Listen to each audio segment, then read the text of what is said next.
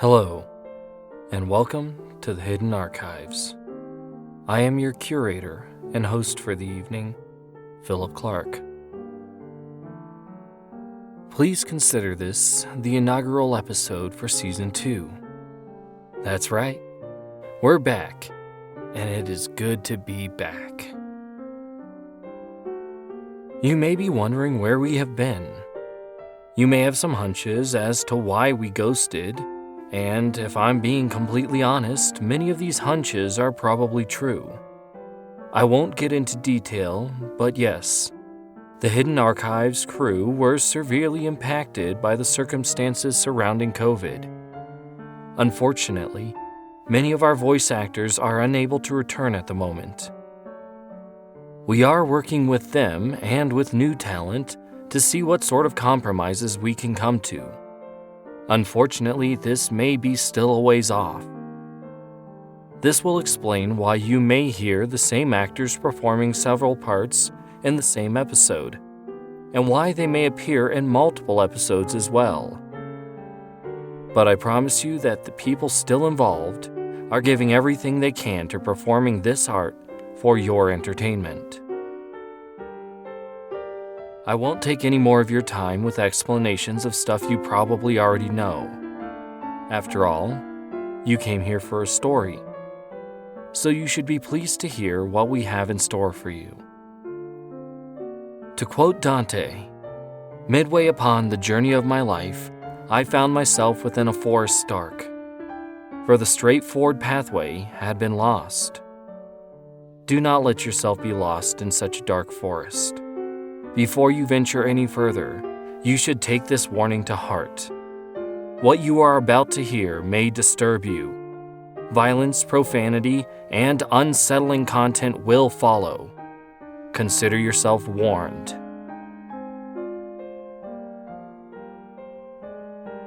This evening's tale comes from the travel section of the archives. After spending so much time in the archives during my quarantine, I have discovered many unusual treasures and oddities. However, I would not take this as a travel brochure.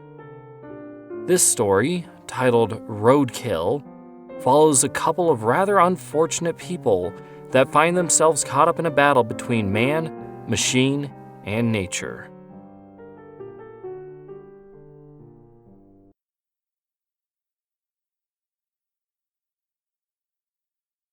It was dark that night, dark but uncommonly clear. Even so, the darkness was so thick that even the high beams on the little Toyota pickup seemed to barely make a dent in resolving the long stretch of I-70 into anything that could be considered navigable.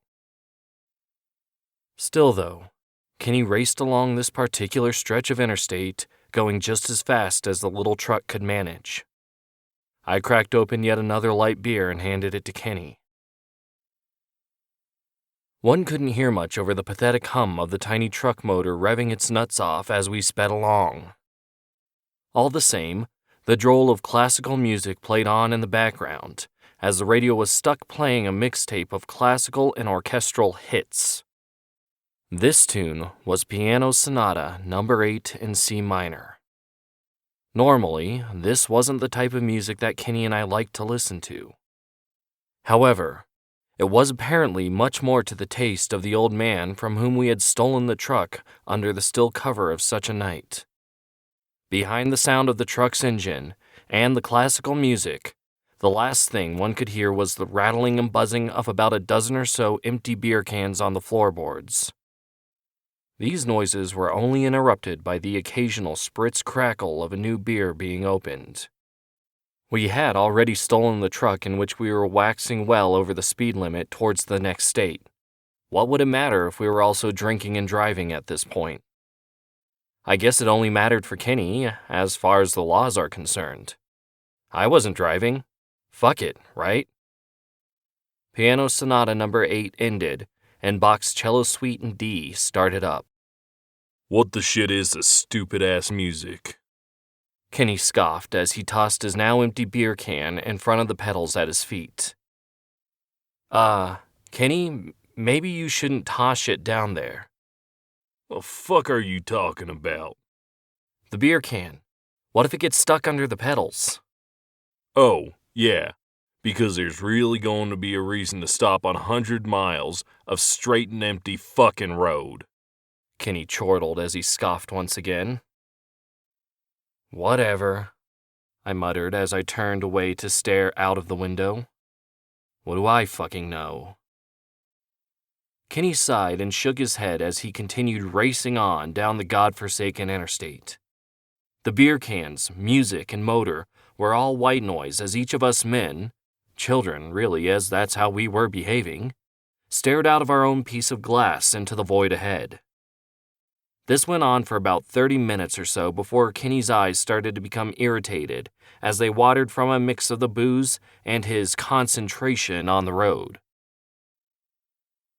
A little further on, the road took a slight turn as it crested a small hill. On either side of the hill, there were embankments where the hill had been cut away to make passage for the road. Right before the truck crested the hill, Kenny rubbed his eyes. As he did this, the truck ceased its straining to reach the top. At that point, however, a deer crept across the road and into the focus of the high beams.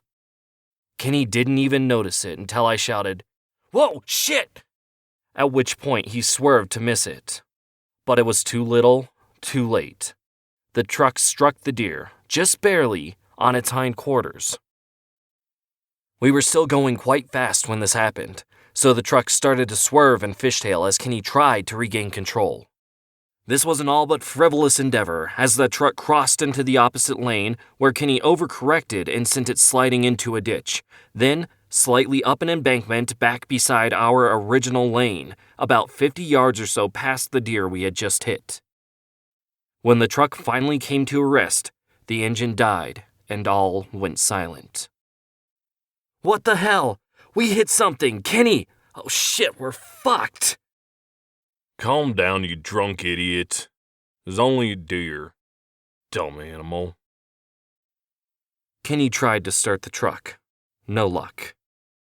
He tried again. Still, no luck. Now he was angry. He opened the driver door and stumbled drunkenly out of the truck. As we made our way around to the front, we could see that the accident had completely destroyed the passenger side front quarter of it. The headlight, the body panel, and part of the bumper, all mangled beyond recognition or use. There also seemed to be a slight smell of radiator fluid. We thought for certain the truck was dead. I joined Kenny and just stared in disbelief at the front of the vehicle. I cursed and muttered under my breath about the incident. Sure, the situation seemed pretty damn bad from any perspective. But with this being a stolen vehicle, and with both of us being impaired, it was especially bad because now we couldn't call for help. That is, unless we figured going to jail was a better option than being stranded hours away from the nearest town in the middle of the night. I didn't like either option, I'll say that much. All this started to become clear to Kenny, too, which made him even more angry. He shouted, kicked the truck, nearly breaking his foot in the process, and reached for the utility knife that he kept on his belt. The same knife that had a blade more than adequate in size and strength to pry the truck door open, enough for him to hit the unlock button when we stole the vehicle to begin with. He pulled the knife from its harness and started marching back down the road. Kenny, what are you doing, man? Where are you going? He was prone to fits of rage and erratic behavior that could be unpredictable and dangerous. It was a wonder I still kept his company, knowing all of this. But what can I say? When there's nothing to do, getting in trouble sure makes the time pass, and Kenny was good at finding ways to do just that. Boredom is the real killer. Back to that fucking deer, Kyle. If he isn't dead yet, he will be. You can be damn sure of that. He knew killing the deer wouldn't fix the truck, but he was drunk and angry, and he felt like he needed to get some sort of primal revenge. So he made his way back towards the top of the hill, where the pale glow of the moon shone like a beacon on the injured animal. As soon as he could see this, He started running and stumbling towards the animal. I had no choice but to stay in tow, watching the scene unfold, staring in bewildered amazement and disgust. As we reached the animal, we could see that it was clearly still alive and only stunned. Hell, if given a few more minutes, the deer may have even been able to get back up and walk it off, so to speak. But Kenny was set on revenge. Before the deer could react, Kenny ran up and kicked it in the neck. This dazed it even further, which allowed Kenny to flip it onto its back. He then did his best to straddle himself over the animal's midsection. He bent down close and yelled, "You bitch!" right next to the deer's ear before proceeding to punch it a few times with the fist in which he held the knife. I just stared on in shock and horror, unable and unwilling to do anything. When Kenny felt satisfied, if a bit exhausted from punching the helpless deer, he righted himself, sighed, and then laughed as he combed his blood-soaked fingers through his own hair. Again, he bent down close to the animal's face, but whispered this time, "You wrecked my truck. Now, I'm taking your heart."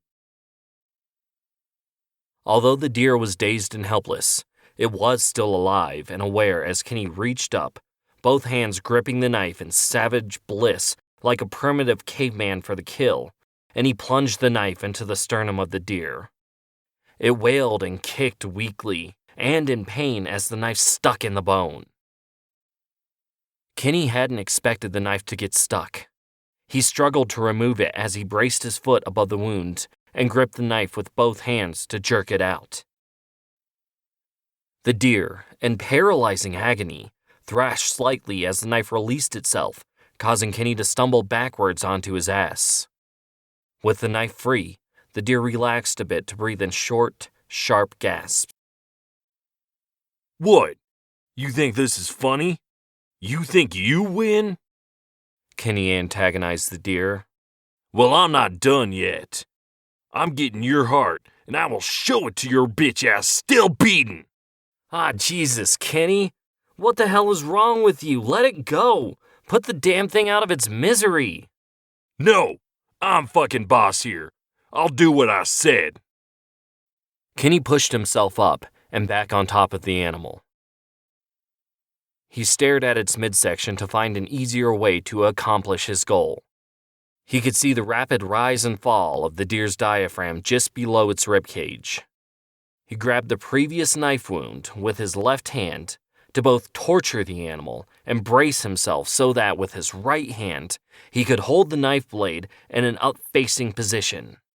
He then plunged it under the deer's sternum this time, tearing a long wound in the process. He felt around inside with the knife until he felt the fading beat of the deer's heart. With his prize located, he pulled and cut until he was able to pull the organ from the animal's chest. He didn't expect it to actually keep beating once it was free from the deer. I didn't expect this. It was a sight of grim horror and fascination to behold. But he kept his word and just held the heart in front of the deer's face, still beating slower and slower until he was certain the life was all drained from the deer. Then, the heart stopped beating. With his goal accomplished, prize in hand, he wiped a bead of sweat from his forehead with his bloodied sleeve.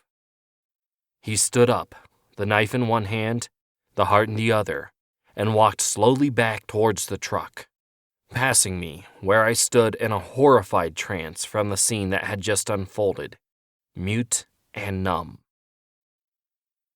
As Kenny was about halfway between the truck and the place of carnage which he had just created, he shouted back at me, without so much as turning. "Are you coming or not?" I snapped out of my state of shock and hurried back to the truck. I got in the truck first. As Kenny got in, he reached across me, blood dripping from his hand onto my lap, and opened the glove box. A half-empty pack of Camel cigarettes fell to the floor and rested on top of the pile of empty beer cans. Kenny brushed several bits of junk and paper out of the glove box and then set both the knife and the heart inside. A dim yellow light in the glove box provided just enough illumination for me to be able to see the steam rising from the still warm heart and the cool of the truck. Then, the door was shut and the scene suppressed. "Why are you keeping that, Kenny? What's going on with you tonight?" Kenny just shifted back to an upright position in the driver's seat.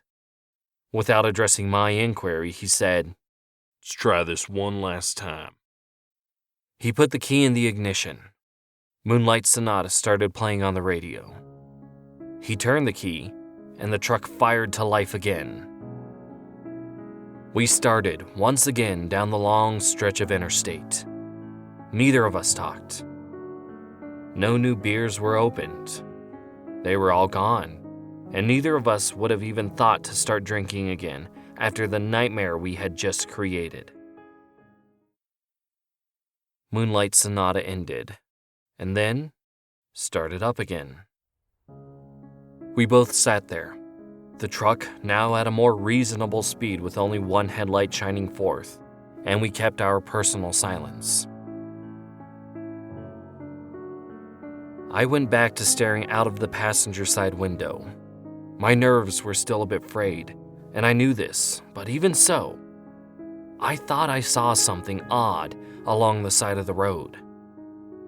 Just a quick flash of yellow light as the truck passed by. Not long after this, I saw it again. 2 tiny orbs just floating above the shoulder of the road. Then there were more and more, until it seemed like there were hundreds of tiny lights, illuminated like reflectors by the solitary headlight of the truck. "Kenny, are you seeing this shit, man? You see all these lights?" Yeah, it's weird. Like I've seen it before. Like eye shine from a bunch of cats. "What? You think those are eyes?" Yeah. It's like they're watching us. The road remained empty from other motorists. The air remained cold.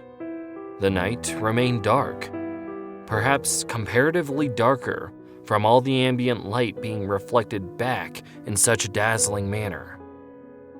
It was as if there were thousands upon thousands of tiny eyes watching the truck cruise along from the roadside as we passed by, and then passing a light of their own judgment back upon us. More and more eyes by the roadside. They amassed until it was as if the stars had fallen from the sky only to come to rest on barren interstate shoulders.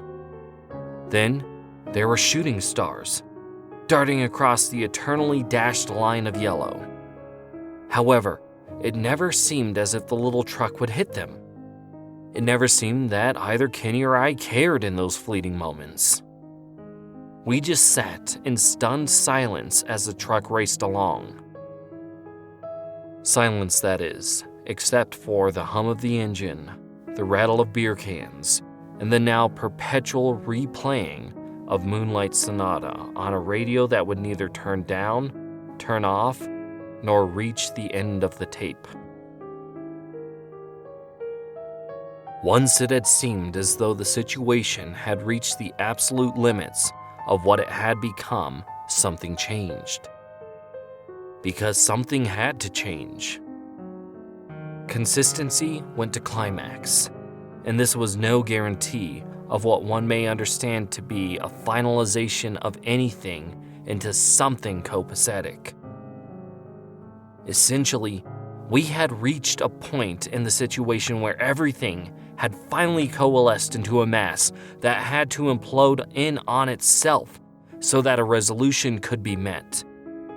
So that what was set in motion could finally reach the end of its creation and thus descent into destruction. There was a new rattle in the truck, a scurrying of sorts. The beer cans jumped and shifted. I flinched, startled in my seat. I felt something brush my leg, something fuzzy, but it was also cold and damp. At first, we couldn't locate the source of the disturbance. After it had brushed my leg through the beer cans, it, whatever it was, had vanished. Kenny shouted, "Check under the seat. I think I heard it down there." Nothing there but trash, cigarette butts, crumpled receipts, stale french fries, and of course, beer cans. Because I was not wearing my seatbelt anyway, I remained intent on discovering the source of the chaos within the truck, and proceeded to try and crumple myself between the seat behind me and the dashboard and footwell in front of me. But there was too much in the way on the floor. So, with the truck still moving at high speeds, I sat back down properly, opened the door against the resistance of the wind, and kicked the garbage out onto the road. But before I could close the door, several somethings jumped in. They were all but invisible in the darkness. However, I felt several brush up against me. All of them just as cold, damp, and fuzzy as the thing before. And then there was a smell so putrid, yet so subtle. And the things scurried about the truck. They didn't quite attack us, not really. But they ran all over us. There was clawing, scratching, grabbing. They were rubbing up against us and smearing us with a sticky, gritty, putrid substance. We could feel the inadvertent scratching of something that was neither claws nor teeth. We both panicked. There was no choice but to continue to swat and slap at the raging onslaught. We yelled and moaned in awestruck horror as the truck moved on. It was because of this, the open-mouthed terror, that I finally identified the wet and sticky substance. It was getting in my mouth. It tasted bitter and metallic, sour and evil. It was cold blood. Too much of it to have dried, but definitely old. As we slapped at the horde, several things inside the truck happened. First, one of us, or one of the creatures, hit the interior light switch. This illuminated the situation so that we could see the damned horror in all of its foreboding glory. These animals in the truck were barely more than pelts of crushed and broken carrion. They were roadkill. Their jagged, splintered bones were the source of the scratching that was neither claws nor teeth. Dried and drying blood crusted their fur. Tiny, nearly severed limbs grabbed, kicked, and released clothing and flesh. The second thing that happened in the truck was that the volume knob on the radio got turned. Although it wouldn't mute the track of Moonlight Sonata, it would amplify it until it was now at this point of deafening volume. The third and final thing, the truck raced on. This continued for only a few minutes, but it seemed like a frenzied eternity. It continued until I finally yelled, "Stop the fucking truck!" Kenny was already swerving, but now he thrashed for the brakes as he jerked the wheel from side to side. The brake pedal wouldn't give. Something was underneath it. Every time he tried pounding on it, I could hear a squeak and a crack. One of those critters, by intent or by happenstance, was blocking the travel of the brake pedal. Kenny had only one option to stop the truck. He took the shifter and, without being able to depress the clutch for the same reason he couldn't put on the brakes either, he slammed the stick into first gear, grinding it and causing the truck to skid to a halt.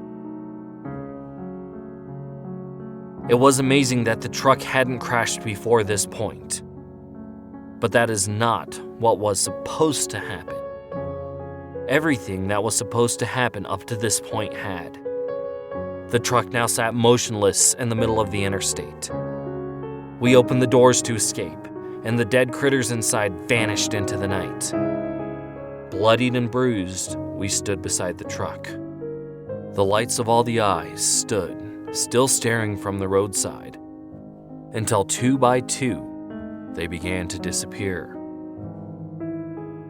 The full moon sat like a spotlight on the horizon at the end of the road in the distance.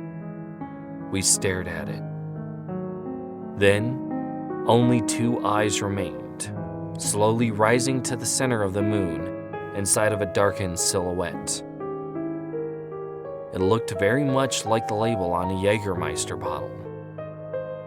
I tried to run, tried to escape the scene that was about to unfold. I wanted to get away from Kenny, the reanimated Roadkill, the destroyed little fucking pickup truck.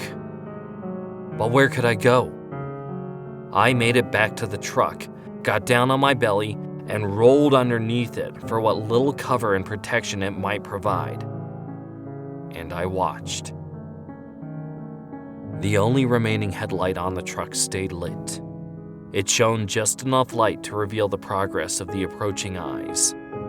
They got bigger and bigger.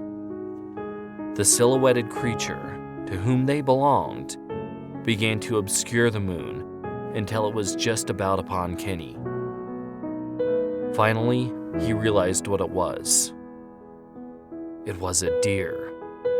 A singular deer was walking slowly and intently toward Kenny, who remained frozen in the headlight of the truck in the glow of the moon. As the deer moved closer, Kenny could see something hanging down from its midsection. It looked like a length of rope between 2 small curtains. As the deer moved into the light of the truck, Kenny could see what hung from the animal were its innards. They dragged along the ground, picking up filth and leaving a trail of blood that shone like a river in the light of the night. Kenny backed away, still facing the slowly approaching animal. He stumbled over something in the road and fell backwards. Now, prone on the ground, eyes still fixed on the deer, he crawled backwards, helpless to get up and run, until the deer was upon him. They both froze. Then, the deer took a few steps until he stood over Kenny. It bent down until they were face to face. It snorted steamy, warm breath into Kenny's face. The heat and vapor were enough to burn his eyes. Now, the animal was nothing more than a cold and evil silhouette against the moon. The headlight on the truck died. The eyes that had disappeared only a few moments earlier returned and began to move in as a crowded circle upon Kenny and the deer until they surrounded the pair. Moonlight Sonata stopped playing. Early the next morning, the sun rose over the long and barren stretch of I-70. A state patrol car had been called to investigate an abandoned vehicle on the side of the road. Officer Pulaski had parked just behind it. She was training a new deputy how to handle such situations. You know, a little investigation and such before the vehicle is to get towed off to an impound lot until the owner reclaims it. I know this because somehow I had survived the night. I watched what happened next from behind a rock a little ways from the road. I could hear the conversation in its entirety. Okay, Sam, it looks pretty cut and dry here. The truck was reported stolen yesterday. In the description, the owner didn't mention any damage, but it does look like whoever stole it crashed it. Probably hit a deer and moved on, abandoning the truck here. But where's the deer? Well, your guess is as good as mine. They probably didn't kill it. Otherwise, the truck would have been too damaged to make it off to the side of the road like this. But it does look like there's a bit of blood and fur on the damaged area. Plus, no other motorists have reported any accidents along this stretch recently, so I think it's a safe bet. Check the glove box. The thief may have taken the registration and insurance to try and cover their tracks. Make the truck harder to pin down as to whom it belongs. Shit like that never works, but they still do it. Whatever. Sam, the deputy, crawled inside the truck. He opened the glove box and then yelled out, Ma'am, I think you should see this. Officer Pulaski walked over to the truck and peeked inside the glove box. Is that what I think it is, ma'am? Is that a hat? Yep. Human, by the looks of it. The heart twitched, causing the young deputy to jump and stumble out of the truck. Officer Pulaski leaned in closer and moved the heart aside in the glove box. There, behind the first, was a second heart. But this one was different. Probably from a deer. Pulaski said, Son, quit your shaking and come take a look. The deputy, hesitantly, peered over the shoulder of Officer Pulaski. Is that a second one? Yeah, it sure as shit is. Must have been a passenger with the poor soul that stole this damn truck. How do you gather that, ma'am? I mean, how could you know that the hats in there belonged to the guy or guys that stole the truck? What if it was a murder? I said it was a second heart. I never said anything about it being human. Try to pay better attention, huh? Who, or whatever, did this wants us to know. Well, they probably meant it as a symbol anyhow. My guess is that the animal is still out there, waiting for its chance at the passenger. Once it finds him, it'll take his heart and then it'll be able to reclaim its own heart. Can't do it until justice is served, I guess. Ain't the first case like this I've seen, but definitely the most brutal. Look, don't worry about it, kid. You'll pick up on this kind of thing after you've been working these roads a while. And no sense filling out a report either. Let me handle it. There isn't going to be any other evidence or anything else to find that you would put in any sensible report. They covered it all up except for those hearts there. The deputy Sam looked shaken by the nonchalant manner in which Officer Pulaski was handling the situation. So Pulaski addressed him. It was the animals, kid. They don't like being messed with, alive or dead. Like I said, you'll catch on. It'll become old hat. You'll know it next time you see it. Hell, I knew it. Pulaski muttered to herself. The animals are always better at covering these things up than the people who killed them.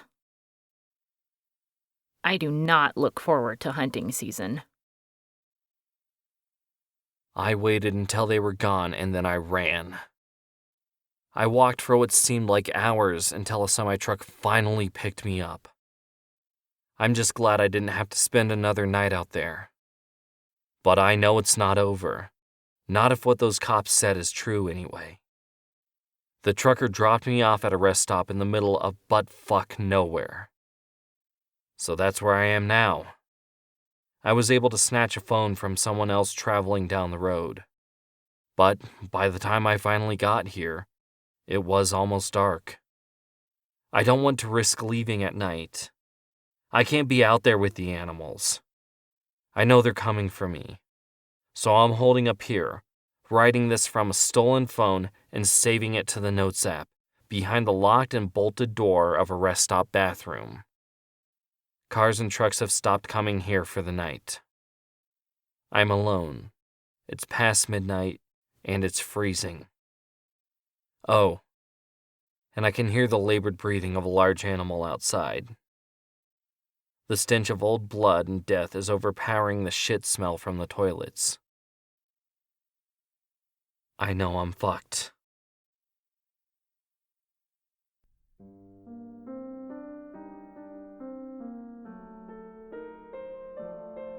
Well, I don't often like to brag about my own writing, but I do want to let you know that I put a lot of heart into this one. You may even say that I had a lot of drive to complete it for you. I hope I didn't truck anything up. Okay, fine. That last one was a bit of a reach. Oh dear. Once again, I'd like to welcome you back and thank you for listening. This has been a production of the Rhodes Collaborative Experience LLC. Please no reproduction, duplication, or bastardization of any content without written consent from RCX or its partners. Ex animo, ex tempus, and archivum.